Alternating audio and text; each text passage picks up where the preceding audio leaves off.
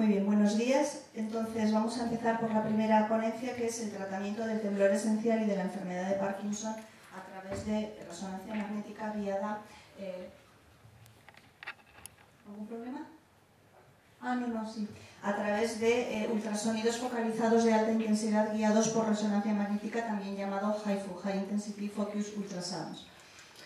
Esta es la técnica para los que no estéis familiarizados. Se trata de un casco que emite ultrasonidos de alta intensidad. Esta es la tapa, se coloca la cabeza del paciente dentro de este casco y en la focalización en cualquiera de los núcleos sobre los que habitualmente podemos actuar, el tálamo o cualquier otro de los núcleos donde colocamos electrodos, se van a focalizar unos 1000 haces de ultrasonidos que van a provocar un incremento de la temperatura y van a provocar una lesión por termocoagulación.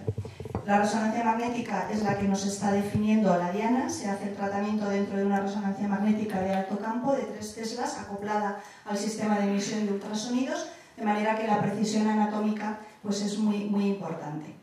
Ahora os explicaré un poco cómo es el sistema de la colocación de la membrana que va enfriando el cuero cabelludo, etc. Pero un requisito importante para poder tratar a los pacientes es cualquier contraindicación de resonancia. Lógicamente nos va a contraindicar el tratamiento, y la otra es que la densidad ósea permita el paso de los ultrasonidos. Hay que hacer previamente un escáner con unas condiciones concretas para conocer cuál es la densidad ósea. Se coloca una membrana que tiene agua que va circulando a temperatura de 14 grados para que no se caliente el cuero cabelludo, y se emiten los ultrasonidos con el casco dirigidos a la diana que hayamos seleccionado. Los núcleos, como decíamos, pueden ser cualquiera de los núcleos en los que colocamos electrodos. Vamos a tratar el temblor resistente a fármacos, ya sea temblor esencial o temblor de enfermedad de Parkinson, en el tálamo, en el BIM, como tradicionalmente lo hemos hecho con las lesiones antiguamente por radiofrecuencia y con los electrodos, pero también podemos tratar, y lo estamos haciendo, en el núcleo subtalámico para poder tratar todos los signos de la enfermedad de Parkinson. El tratamiento hasta la fecha es unilateral. Se acaba de aprobar por la FDA el tratamiento en el tálamo, en el BIM bilateral, para el temblor esencial, diferido 9 meses entre el primer lado y el segundo lado, y estamos esperando la aprobación en Europa para que se pueda ya realizar comercialmente, sin que sea en el contexto de ningún ensayo ni estudio, el tratamiento bilateral. Esta es nuestra casuística en el momento. Tenemos aproximadamente 301 pacientes, digo aproximadamente porque no estoy segura si es 301 o 302 pacientes tratados con ultrasonidos.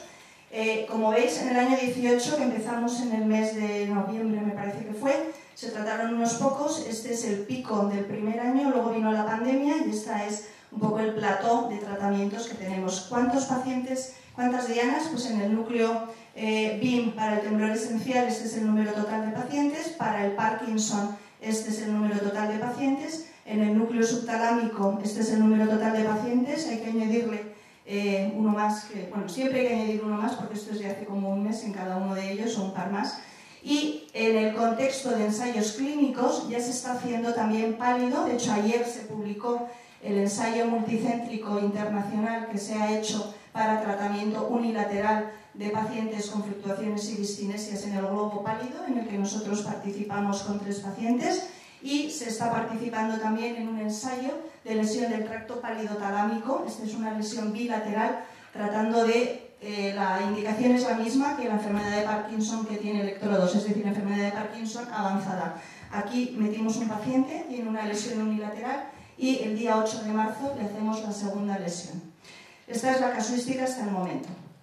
Empezaremos por repasar el temblor esencial en el BIM. Lógicamente la diana, todos la conocéis, es la misma de siempre. El primer estudio que se realizó y que demostró la eficacia es este estudio que todos también probablemente conozcáis, de Elias, donde en un estudio randomizado, controlado con placebo, se vio que la mejoría del temblor en el lado tratado era muy marcada. Aquí tenéis un poco los porcentajes de mejoría que tuvieron los distintos pacientes que se incluyeron, y que es un beneficio, pues prácticamente aquí veis como en el lado no tratado no hay beneficio, pero en el lado tratado pues hay una reducción muy marcada del temblor, y la calidad de vida pues también tiene una gran mejoría en estos pacientes. Efectos adversos, los más frecuentes, parestesias, que pueden ser de la mano o de la región de la cara en el lado tratado, generalmente por lesiones que están cogiendo parte de los núcleos posteriores, que son núcleos sensitivos, o también la sensación de inestabilidad en la marcha, que aquí pone objetiva o subjetiva, porque hay muchos pacientes que manifiestan una sensación de inseguridad, pero que cuando uno los explora no tienen nada que uno pueda objetivar clínicamente hablando. Esos son los más frecuentes, pero también hay que decir que la mayoría de los efectos son transitorios. No todos, hay algún efecto severo, como luego veremos en todas las casuísticas, pero la mayoría de los efectos son transitorios y leves debidos al edema de las estructuras alrededor del núcleo subtalámico, del BIM, que aparece en las primeras semanas y que luego desaparece, aunque, como digo, puede que se afecte alguna de las estructuras adyacentes que quede incluida en la lesión y puedas tener un efecto secundario permanente. Este seguimiento era a 1 año y posteriormente el mismo grupo hizo un seguimiento a 2 años de estos pacientes ya en abierto, los pacientes incluidos en este estudio.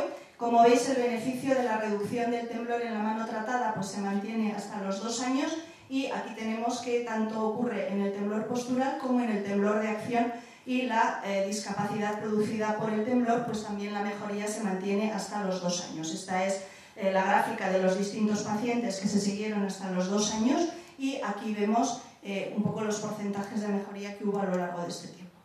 Más a largo plazo hay algún estudio, a 4 años, con pocos pacientes. Este mismo estudio de Elías, que luego Chan reportó a los 2 años, ha sido seguido hasta los 5 años, pero solo con 12 pacientes. Ya se van cayendo mucho las Ns, pero Sinaí, que son israelitas, han publicado con una N de 24 a 5 años y en general los resultados son bastante estables. Como veis, hay algunos pacientes que sí que empeoran en el temblor, pero la mayoría de ellos tenían un mantenimiento en el beneficio.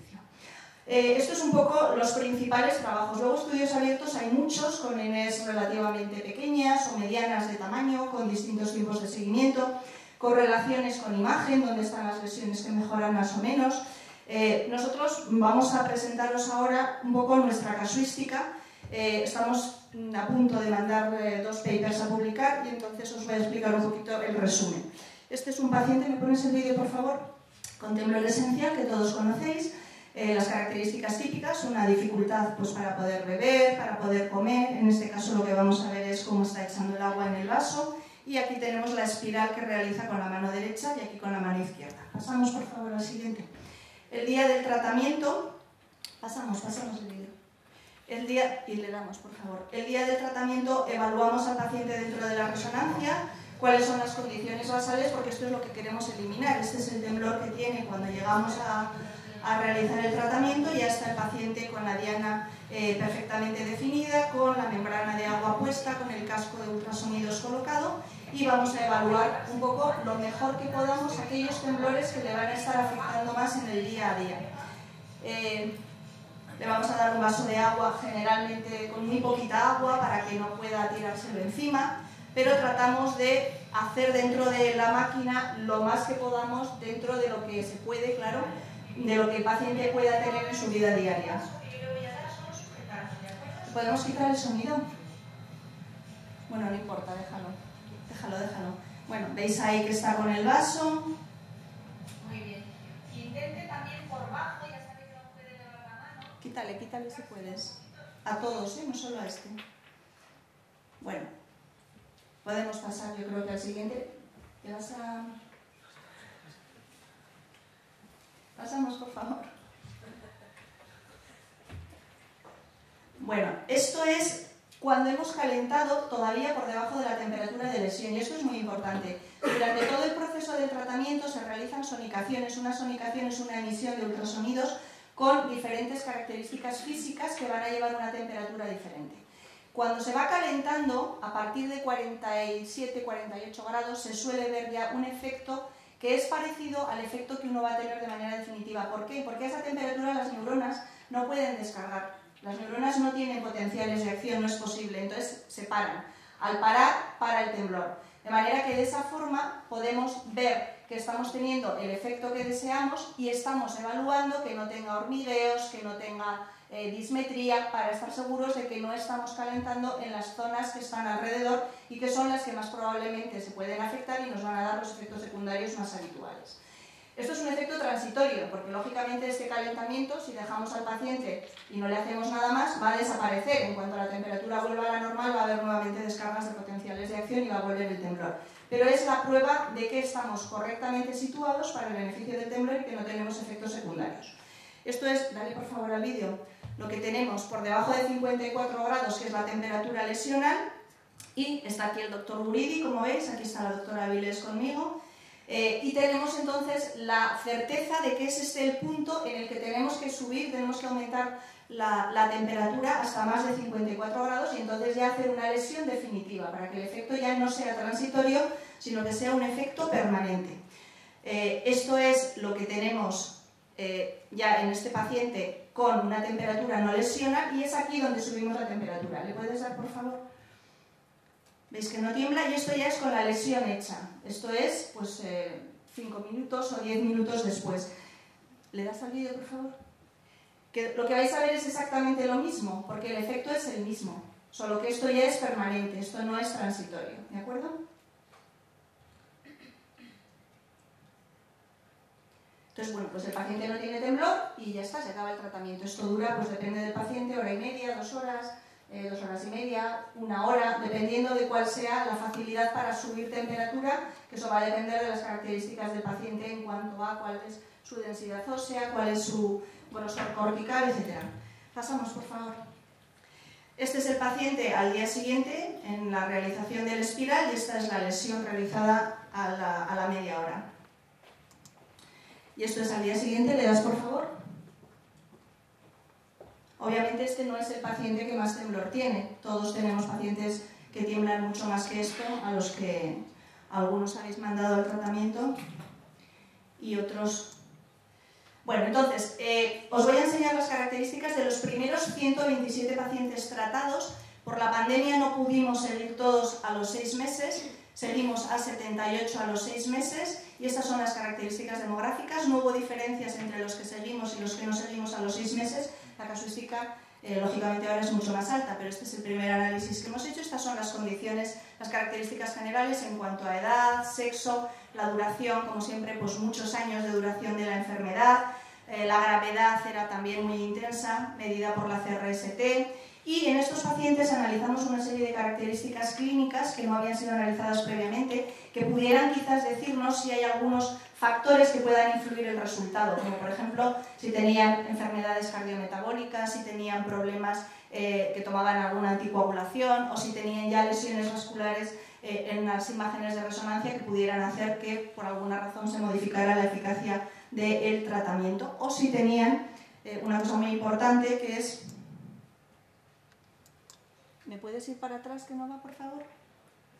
Gracias. Si tenían algún problema neurológico asociado, como podía ser una distonía o como podía ser una inestabilidad de la marcha, lo que se llama a veces temblor esencial plus, y que nos pudiera dar una diferencia en el éxito. Hubo 9 pacientes que tenían problemas de la marcha y un paciente que tenía distonía, que no lo hemos incluido aquí, pero los que tenían previamente problemas de la marcha sí los incluimos para saber si había más riesgo de empeoramiento después en cuanto a la marcha o si tenían menos beneficio en el temblor. Bueno, este es el resultado a los 6 meses. Tenemos aquí que este es el cambio al mes, al 3 y a los 6 meses de tratamiento. Y estos son los porcentajes de mejoría, las medianas en cuanto a mejoría. Veis que hay en la mano tratada, la suma de la CRST A y B, un 82%. La calidad de vida, estas son las medianas, como digo, un 100%. Esto significa que más del 50% de pacientes manifiestan haber mejorado un 100% en su calidad de vida. Esto es más del 50% de pacientes, una mejoría en la mano tratada del 82,4%. Y un punto importante que hemos analizado son los pacientes que tenían signos axiales, temblor de la voz o de la cabeza, si había alguna mejoría con el tratamiento unilateral. Había 64 pacientes que tenían signos axiales y más del 50% tenían una mejoría del 100%, o sea, se les desapareció por completo. Hay otros que tenían una mejoría menos marcada y otros a los que no les había mejorado. Pero hay algunos pacientes, no pocos, como veis, a los que también les mejora. El beneficio es mantenido del mes a los 6 meses, es significativo, un punto, 1,3 me parece que es el incremento en la CRST A más B, que es la variable primaria, el temblor en la mano tratada, pero eso no es clínicamente significativo porque la CRST-C, que es la funcional, se mantiene estable. Estos son los porcentajes de mejoría ya paciente a paciente. Esto es el 80%, de manera que lo que hemos dicho, 50% de pacientes tenían, esto es la mediana, más de un 80% de mejoría, y el 80% de los pacientes tenían más de un 50% de mejoría. Efectos adversos, pues los más frecuentes, los mismos de la literatura, las parestesias, o bien en los dedos o bien en la cara, que a los 6 meses, como veis aquí, son 13 pacientes, muchísimo más siempre antes de los 6 meses, al mes, a los 3 meses, en cada una de ellas. ¿Por qué? Porque tenemos edema que está llegando a esas regiones, pero como decía, suele ser leve y transitorio. Estos que quedan aquí, que son todos leves, porque no hay efectos graves a los 6 meses en este aspecto, son pacientes a los que le has cogido parte de eso en la lesión, pero que no te has, o sea, el paciente no lo ha notado dentro de la máquina.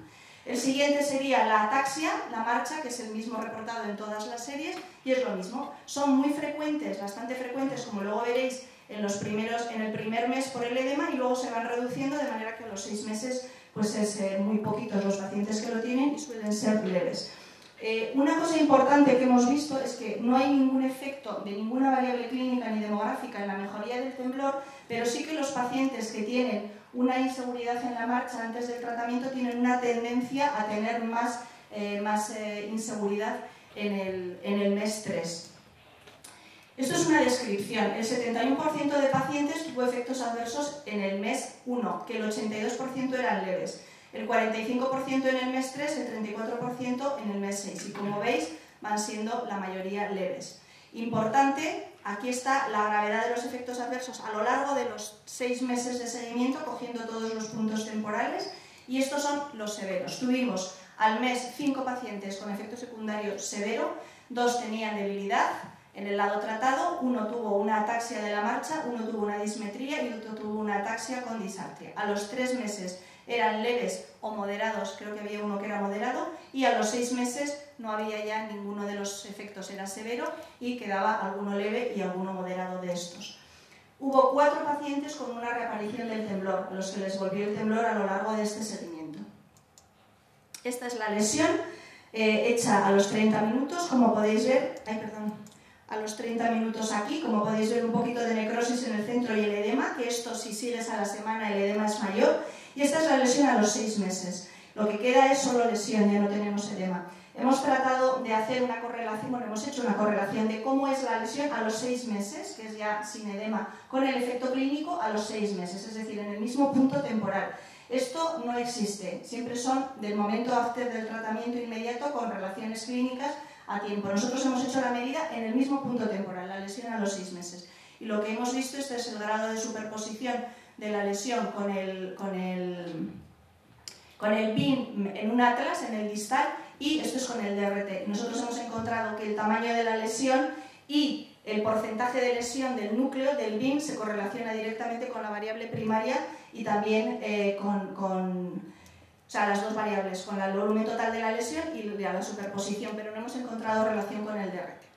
Bueno, vamos ahora al temblor de la enfermedad de Parkinson, pues la misma diana. También aquí la literatura, al contrario que pasa con el temblor esencial, aquí es lo contrario, muy poquita literatura. Este es un estudio randomizado con unos pocos pacientes en los que se ve cómo hay una marcada mejoría del temblor en los pacientes que han tenido el tratamiento frente al sham, un 62% de reducción del temblor en el lado tratado, hubo un 22% del sham y había una diferencia significativa, y el 65% se consideró que tenía una mejoría del 50% o más y se consideraron respondedores. Efectos secundarios, pues los de siempre.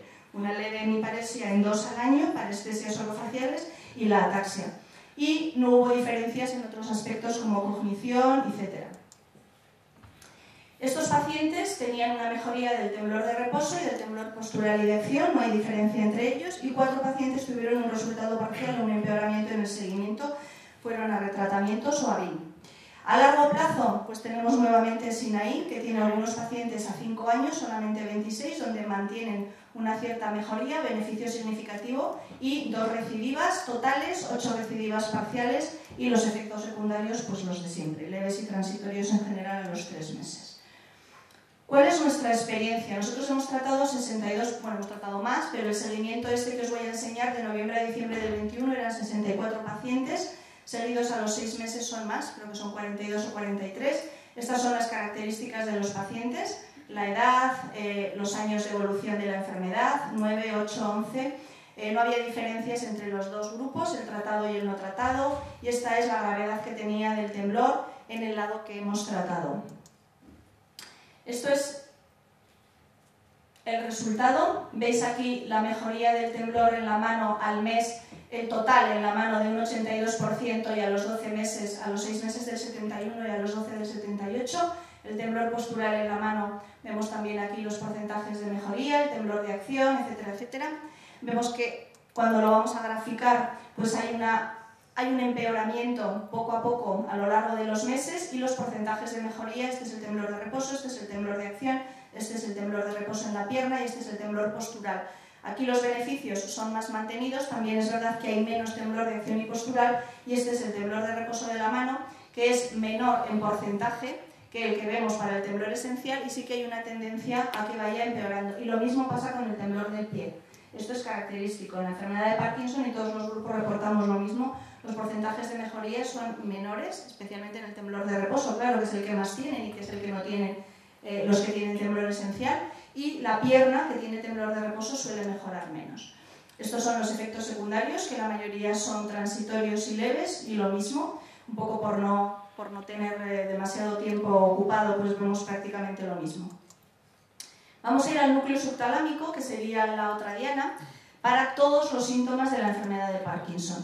Aquí tenemos que los principales que han trabajado en esto son el grupo de Pepe Beso en el CINAC. Publicaron este estudio en el New England ya hace 2 años, que es un estudio randomizado doble ciego versus sham. Este es el beneficio de la subtalamotomía unilateral en toda la UPDRS, temblor, rigidez y bradicinesia en el lado tratado, que si lo comparamos con el sham, pues hay una diferencia muy significativa, y estos son los porcentajes de mejoría que tenemos en los pacientes que ellos trataron. Y acaban de publicar este seguimiento a los 2 años, y en ese estudio vemos que el beneficio se mantiene, a los 36 meses, perdón, vemos que el beneficio pues se mantiene. Esta es la UPDRS contralateral total, y esta es la de la UPDRS total, no la contralateral, sino la total. Y este es el porcentaje de mejoría que mantienen a los 36 meses estos pacientes. Nosotros, pues eso, también hemos tratado unos cuantos pacientes. Le damos al vídeo, por favor. Este es el tratamiento de un núcleo subtalámico, a diferencia de un BIM. Este es el segundo. ¿Le das primero al primero, tal como están puestos? Sí. Gracias. Entonces, el paciente tiene temblor de reposo, a diferencia en el pie también y en la mano, a diferencia del otro, que lógicamente pues es un temblor de acción. ¿Le das, por favor? Vais a ver la bradicinesia que tiene.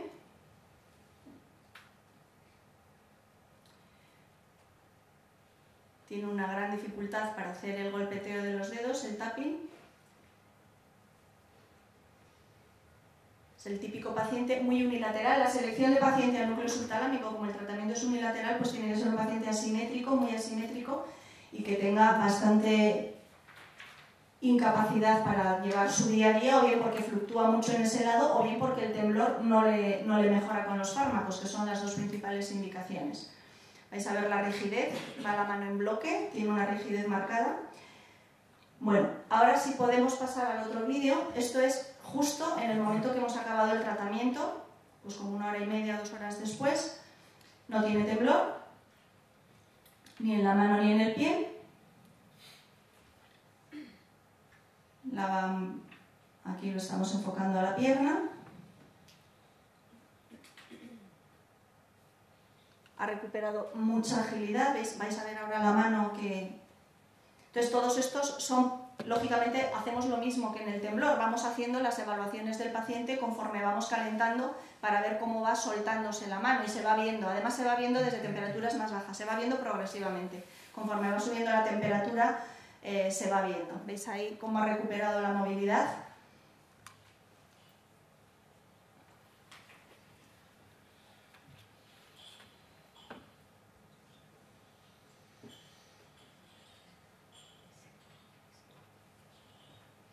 Y ahora vamos a ver la rigidez, que ya vais a ver que tiene la mano completamente suelta. A diferencia de antes, que iba en bloque, no podía hacer la flexoextensión de la muñeca, pues ahora vais a ver cómo la tiene... No, ahora no, vamos a tardar un poco más. Veis que no tiembla en la pierna tampoco, ha parado el temblor.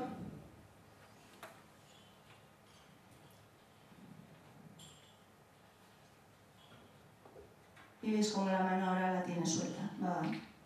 Bueno, vamos a pasar, por favor. Entonces, esto es para que veáis un caso de un tratamiento en el temblor y en el Parkinson. Entonces, esta serie es de 20 pacientes, los primeros 20 pacientes tratados. Esta es la edad media. El lado más afectado era el derecho en la mayor parte de las ocasiones. Hemos tratado más núcleos subtalámicos izquierdos. La duración, unos 7 años. Enfermedades, todos tratados con levodopa, menos una señora que no la toleraba, producía una gran emesis y que no estaba tomándola. Esta es la dosis media de fármacos que están tomando. Esta es la UPDRS total en off y en on, una gran respuesta. Y aquí vemos la asimetría, que es muy importante, 17 puntos en un lado y 7 en el otro. Tienen que ser pacientes muy asimétricos y que la incapacidad venga del lado que vamos a tratar por temblor resistente o bien porque fluctúe mucho en ese lado y entonces ya no puede tener una calidad de vida adecuada con el tratamiento farmacológico. Y veis aquí que en el on la respuesta es muy buena, en el lado bueno prácticamente se queda a 0, en el otro lado pues le quedan 7 puntos. Este es el Hohenillar, todos. Ninguno tiene 3, o sea que lo máximo que puede tener es un 2,5, pero la mayoría tenían pues un 1 o 2 o 2,5 o 1,5. Estas son las mejorías. Bueno, entonces este cuadro está fuera de su sitio. Entonces la mejoría es en la UPDRS total en el treated site, en el lado tratado, es de un 78%. Y cuando vamos a bradicinesia es de un 69%, rigidez es un 82%. Aquí vamos a tener una mejoría en el temblor total del 91%, del reposo 86%, el postural 92% y el cinético un 100%. Y aquí, si lo comparáis con las mejorías del temblor que hemos visto en el PIN para la enfermedad de Parkinson, pues esto es muy superior. No he puesto la pierna separada, pero es lo mismo. Las mejorías de la pierna, si os dais cuenta, este es el temblor de reposo, aquí está incluida la pierna, están incluidas la pierna y la mano. Con lo cual, el temblor responde muchísimo mejor a la lesión del núcleo subtalámico que a la lesión del BIM y responde mucho mejor en el BIM, el temblor del temblor esencial, que el de la enfermedad de Parkinson. Por tanto, los pacientes que ya ahora tenemos que tienen temblor intenso, pero que también tienen otros signos y que por tanto se podrían beneficiar más de una subtalamotomía, pues vamos haciendo cada vez más subtalamotomías en estos pacientes. Estos son los porcentajes de mejoría. Esto es un 80% de mejoría, que el 50% de pacientes, 51, está por encima de esto, y aquí veis los pacientes que están por encima del 50%, que son casi todos. Efectos secundarios, muy importante. Hubo un paciente que tuvo una hemiparesia después del tratamiento, a la semana más o menos, que ese paciente tenía una hemiparesia importante, que bueno, nunca llegó a utilizar silla de ruedas ni nada, pero ha quedado pues con una hemiparesia. Actualmente podemos decir que prácticamente sería o leve o moderada. Está excluido del análisis de la mejoría motora porque la movilidad en ese lado no es valorable respecto a lo que es. Entonces lo vamos a hacer sobre 19 pacientes, de manera que estos son los transitorios. Como veis durante el tratamiento, que eso es muy importante, estar chequeando todo el rato durante el tratamiento que no haya efectos secundarios y en cuanto ves algo te tienes que mover de ahí porque estás calentando para no hacer ahí una lesión. Entonces durante el tratamiento hubo 2 asimetrías faciales, eso te indica que estás lateral y te tienes que mover. Hubo después del tratamiento a las 24 horas 4 que desaparecieron, esto es el efecto del edema, ya no estaban al mes ni a los 6 meses, ni a los 3 ni a los 6. Hubo una debilidad, he excluido el que os he dicho antes, una debilidad que está en un paciente 24 horas después, pero al mes lo habían tenido 5 pacientes, a los 3 meses quedaba en 4 y de manera leve hay 3 pacientes que tienen debilidad leve, insisto, hacen vida normal, no usan nada, pero tienen un poquito de debilidad en ese lado, generalmente es la pierna. Disartria, lo mismo, durante el tratamiento 4 pacientes, te tienes que alejar de ahí sin lesionar, a las 24 horas 1, aquí 2, 1 y aquí queda una disartria leve en 1. Parestesias aquí no son tan frecuentes por la propia localización del núcleo. Problemas de la marcha, que esto sí que es interesante porque no es por debilidad necesariamente, es una sensación subjetiva de que no tienen tanta seguridad, pero en la exploración una vez más no tienes ningún tipo de afectación de la vía piramidal, ni tienes dismetría ni nada, es como una sensación subjetiva que es relativamente frecuente, pero que a los 6 meses había desaparecido. Y aquí tenemos un comportamiento un poquito alegre, se dice cheerful, son personas que están como contentas, que están bueno, haciendo cosas como muy efusivas. ¿Me vas para atrás, por favor? Que esto lo hemos tenido en 6 pacientes al mes a los 3 meses en 6 y ha quedado en 1 a los 6 meses, no es nada, o sea, se tolera perfectamente bien. Estoy hablando de pacientes que tienen solo una lesión en el núcleo subtalámico. Ganancia de peso es bastante llamativa, tenemos unos cuantos pacientes, estos son 6 o 7 pacientes, esto es un error que luego queda solamente en 1. Disquinesias, este es un punto muy importante, ¿empeoran o no empeoran las disquinesias? Bueno, pues los pacientes que tenían disquinesias antes del tratamiento, que eran 8 pacientes, ninguno le han empeorado las disquinesias, es más, algunos hasta se les ha quitado porque hemos relajado la medicación. Y después de nuevo, que han aparecido después del tratamiento, tenemos 3 al mes y 3 que tenían discinesias a los 3 meses, leves, excepto uno que era moderado, y a los 6 meses le queda solo el 1, lo que veis aquí. En ON no se incrementaron especialmente, son ya producidas. Esto es la calidad de vida de los pacientes, como ellos consideran que ha mejorado su impresión clínica. Esto es una lesión, como veis aquí, del núcleo subtalámico, y esto es la relación que hemos estudiado con la topografía de la lesión. Ya el grupo de Pepe Obeso ha mostrado que la lesión en la parte del núcleo subtalámico que recibe proyecciones de área motora primaria o de área motora suplementaria va a tener un efecto diferente. Entonces las lesiones colocadas aquí van a tener una mejoría mayor en bradicinesia cuando estamos correlacionando con esta parte o mayor en temblor cuando es más área motora primaria. Nosotros hemos estudiado lo mismo y hemos encontrado que efectivamente la localización de la lesión en área motora es esencial para tener una buena correlación con la mejoría en rigidez, bradicinesia, temblor y la UPDRS total, con lo cual es clave el hacerlo en el sitio correcto. Como conclusiones, la talamotomía por IFU es muy eficaz y seguro en tratamiento del temblor esencial y también en la enfermedad de Parkinson, independientemente de la edad, pero con menor beneficio en el Parkinson, como hemos dicho. Mejora menos el temblor de reposo que el temblor de acción y postural, y esto es un hecho. Y la pierna especialmente, pues nos cuesta más. Y esto nos pasa a todos, ¿eh? Y la talamotomía en la enfermedad de Parkinson, que es lo que, perdón, y la subtalamotomía mejora todos los signos de la enfermedad correlacionándose con el área motora del núcleo subtalámico. Y ya está. Tenía una foto.